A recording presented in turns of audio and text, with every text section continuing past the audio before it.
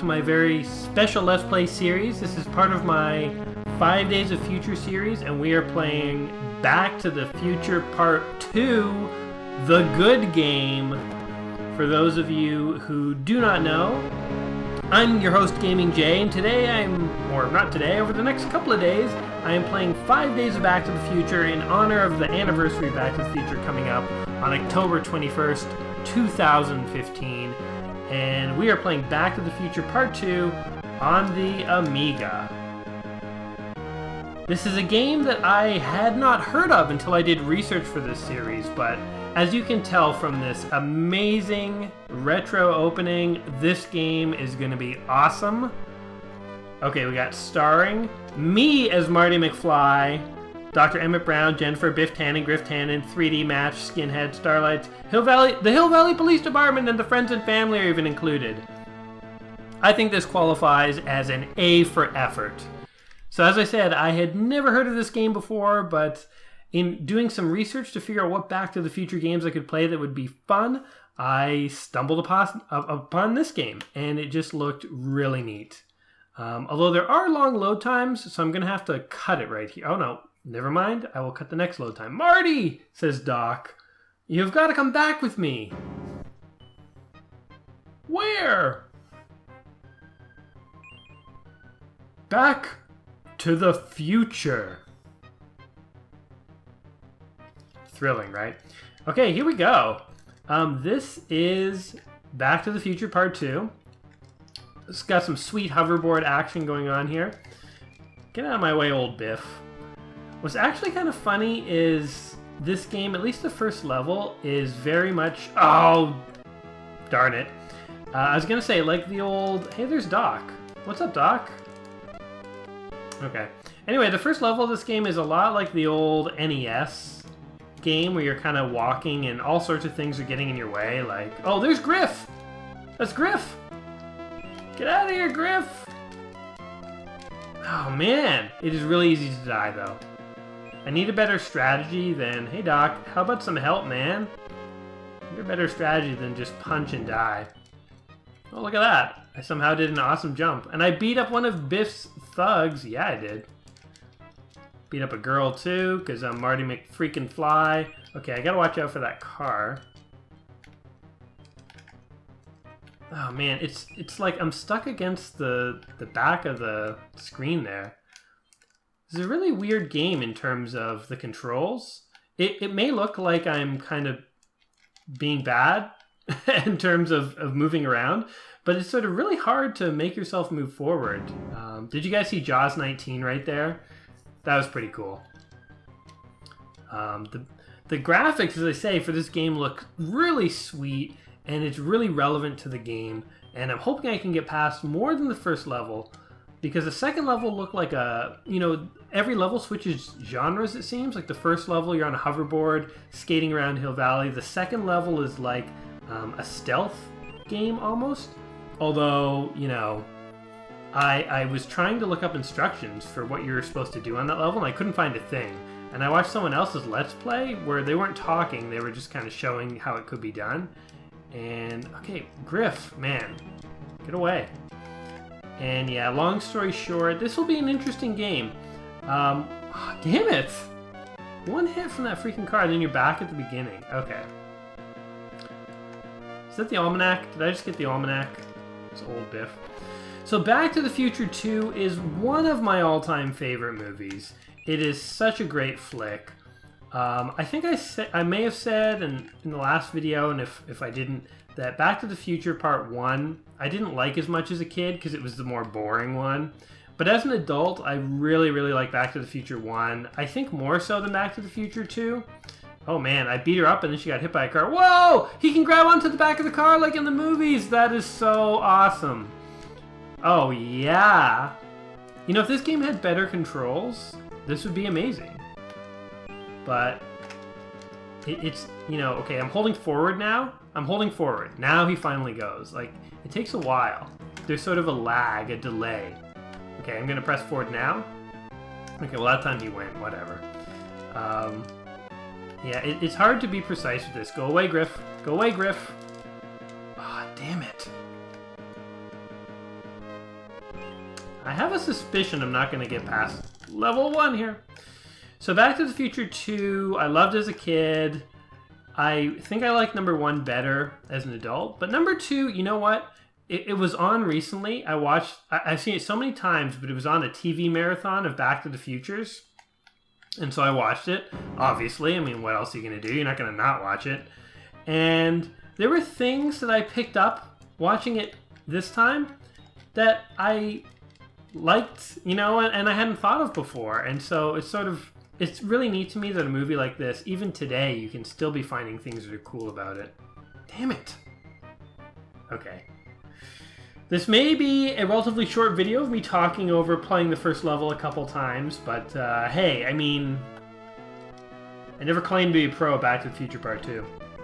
So one of the things that I thought was really neat about Back to the Future 2 that I remembered I loved is, you know, this is a spoiler if you haven't seen the movie, but at the very end of the movie, Marty and Doc have traveled back to 1955 yet again, and Doc is kind of flying the DeLorean in a thunderstorm, and he actually gets hit by a bolt of lightning, and he gets zapped through time. And so Marty's just sitting there all by himself, thinking, "Oh my God, like I'm stuck here. Maybe the Doc is dead." He's like freaking out. Damn it! And then what happens is some guy shows up and delivers him a letter. And this guy is from Western Union, and he says, you know, we've had this letter on file for the last 70 years with the explicit instructions to deliver it to a boy named Marty at this exact spot, at this exact time, at this exact year. And, you know, as you can imagine, the people at Western Union didn't know if this Marty would actually be there. So it's actually kind of a really neat idea, I thought. You know, because it goes back to this idea of, like, if there really were time travelers, what would the evidence of them be? And having, like, a mysterious letter on file for 70 years for someone who isn't even born yet, that's such a crazy, neat idea. And yeah, I just, when I saw that, I was like, oh yeah, that is really cool. It's also, obviously, funny to watch this movie and see what they thought 1985 would, or sorry, not 1985, 2015 would look like. Because I gotta tell you, my commute to work doesn't look a lot like this. I mean, it mostly looks like this. There are hoverboards everywhere, Pepsi's strewn across the streets, robots cleaning up after us, and like weird taxis like this floating around. I mean, that's all correct. But kids don't wear their pockets inside out. So, I mean, you know, if there's one big faux pas the Back to the Future got wrong about 2015, it's the pockets thing. You know, they were kind of reaching there. Man, I'm not doing very good at this. Well, you know, I've also decided to try and not make necessarily super long videos. So if this happens to be a shorter video, because I'm, you know, just repeating the level over and over, then I guess that's what I'm gonna do. And hopefully you guys are cool with that. Other neat things about Back to the Future that, so the three Back to the Futures are really so different in story even, and I think that's what kind of makes them fun. They're not just rehashing the same thing over and over. So the first Back to the Future is Marty trying to get his parents together and really deal with all that. The second movie is really about the Sports Almanac and about, you know, Biff. I mean, Biff was a bad guy in the first movie, but he wasn't like super central necessarily. But in the second one, it's like he was a real antagonist. The whole point, you know, a lot of the story revolved around Biff and getting this almanac back, and it really had far less to do with Marty's parents. The third one has nothing to do with Marty's parents, nothing to do with Biff or the almanac, and more just about how to, like, rescue Doc from the Wild West. So it's really neat how they came up with sort of very different time stories to tell in Back to the Future. And I know a lot of people, including myself, don't really like the Wild West story, but I mean, you got to give them props for trying something different, you know? Something else that's interesting to think about in Back to the Future is how many DeLoreans were in 1985 at any one point. So you got to think about this for a sec. So there's the first DeLorean from, I was trying to run into the car to get a speed boost.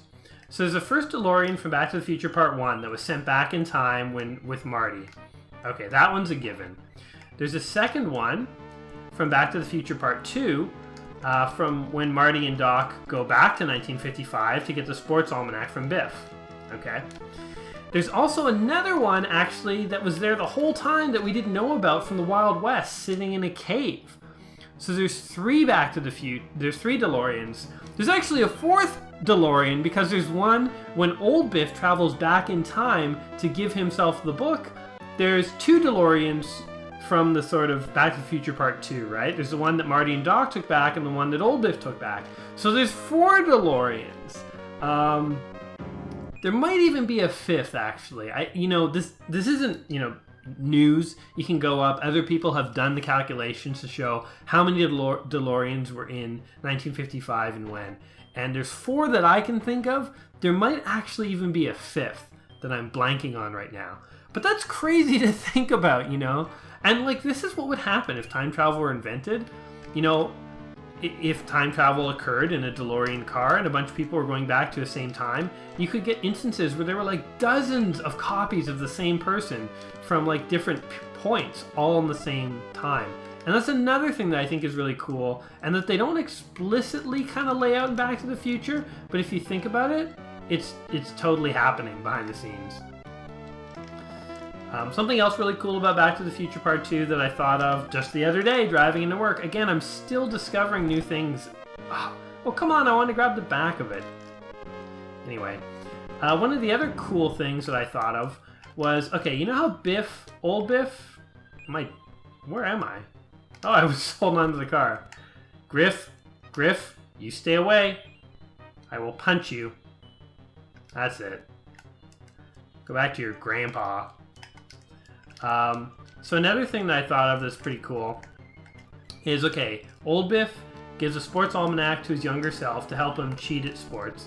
And sometimes people have said, the first time young Biff places a bet and he wins $1 million, that's going to then alter the future, right? So, because if nobody originally made that bet, maybe the sports team felt differently about their victory or loss, and then they would go on to win or lose the next match. As soon as Biff starts making millions and millions off of certain sports teams, it could have a butterfly effect. Hey, Doc, I would really appreciate some help, buddy. So yeah, it would create this sort of butterfly effect where now all the other results in his almanac would be invalid because he's changing history, right? So people have said, well, the almanac wouldn't really work because after a bet or two, things would all start changing. But I realized today that actually that's not true. In Back to the Future, it's been established that when history changes, relics from the future also change.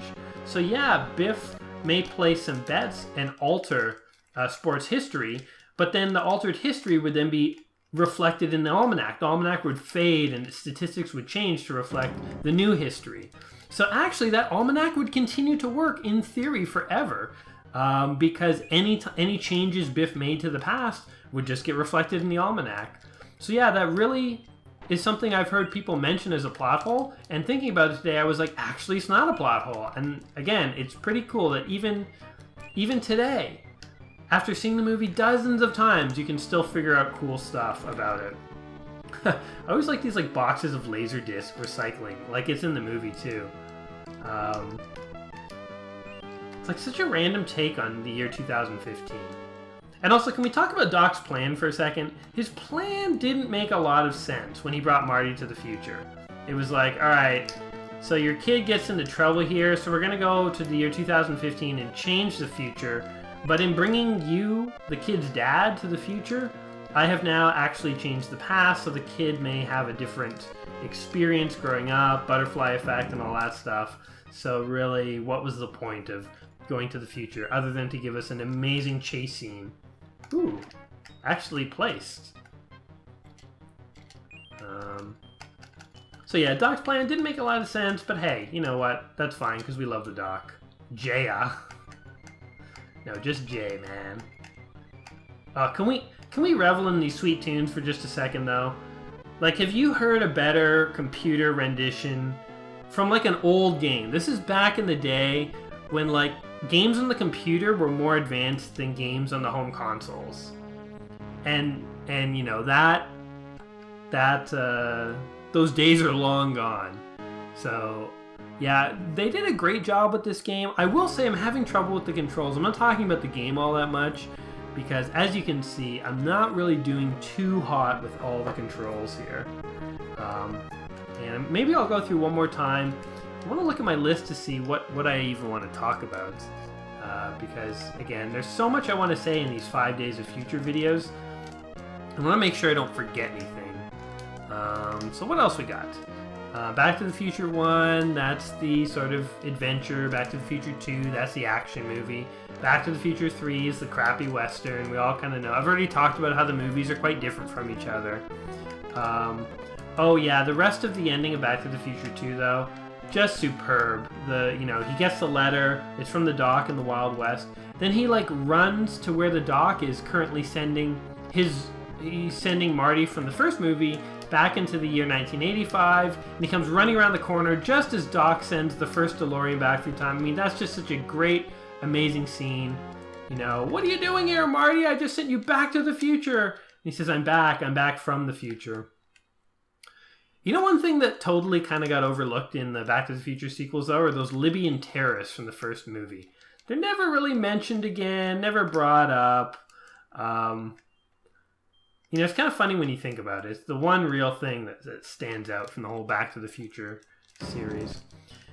The other exciting thing to mention, is this is the first video where I'm using my new recording setup.